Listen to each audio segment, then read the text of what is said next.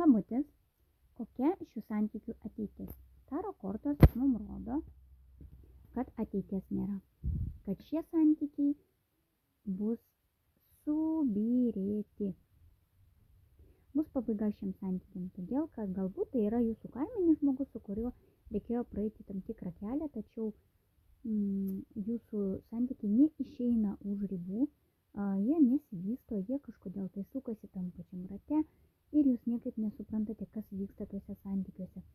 Jums duoda patarimą eiti į naują, ieškoti savęs, ieškoti galbūt geresnio partnerio ar partnerės, tačiau nesisukti vietoje, jūs jau praėjot šitą karminį žmogų.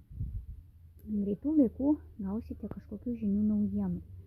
Taip pat ir šitos kortos rodo, kad meilė buvo didelė, tačiau žmogus yra antiek neapsisprendęs, antiek net nežino jis ko nori, tai nori vieno, tai nori kito, galbūt dažnai grįžta į jūsų biolauką, ne? Jūsų gyvenimą pastoviai grįžta, tačiau ir čia mums taip atrodo, kad šie santykiai ateities neturi.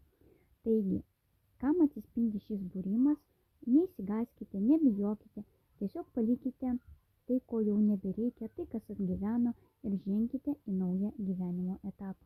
Sėkmės!